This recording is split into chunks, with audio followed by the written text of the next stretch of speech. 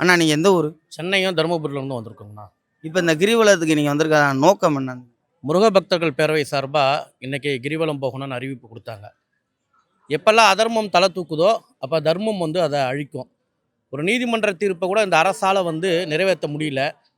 தீர்ப்பு கொடுத்து கூட இன்ன வரல தீபம் ஏற்றாத இந்த அரசை தீபம் ஏற்றணும்னு வலியுறுத்தி முருகனிடத்தில் நாங்கள் நடைபாதையாக இன்றைக்கு கிரிவலம் சென்று ஆயிரக்கணக்கான மக்கள் குழந்தைகளோடு அவங்களுடைய ஒரே ஒரு வேண்டுகோள், இந்த தீபத்தூணில் விரைவில் தீபம் ஏற்றணும். அதுக்காக இன்றைக்கி ஆயிரக்கணக்கான பொதுமக்கள் நடைபாதையாக இன்றைக்கி திருப்பரங்குன்றம் மலையை சுற்றி கிரிவலமாக வந்துட்டுருக்கோங்கண்ணா. நீங்கள் தீபத்தூண் அப்படின்னு சொன்னாலும் கேட்குறேன். அந்த தீபத்தூணுக்காக உயிர் தியாகம் செஞ்ச பூர்ணச்சந்திரன் அவரோட இறப்பை நினச்சி நேற்று மோடி திருப்பரங்குன்றம் வந்தார். இதயம் கணக்கிறது அப்படின்னு இருக்காரு.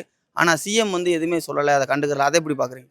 இல்லை, அவருக்கு நிறைய சிலைகள் வைக்க தான் அவருக்கு தோணும். ஆன்மீகத்துக்காக ஒருத்தர் உயிர் தியாகம் பண்ணுறாரு, தன்னை தீபமாக்கினார்னா இது நாத்திக அரசு. இது ஆன்மீகத்துக்காக யார் பண்ணாலும் கூட இது மதிக்காது. இவங்க மதிக்கணும்னு நாம் விரும்பலை. உண்மையான ஆன்மீகவாதிகள், உண்மையான தேசபக்தர்கள் திருப்பரங்குன்றத்துக்காக தன்னை தீபமாக்கின பூர்ணச்சந்த அணுவாக நாம் நினச்சிக்கிட்டு தான் இருக்கோம். இன்றைக்கி கூட நிறைய மக்கள் அவருடைய பெயரை சொல்லி இன்றைக்கி கிரிவலம் போகிறத நாம் காதுகுள்ளே கேட்க முடியுதுங்க. வெற்றிவேல் முருகனுக்கு.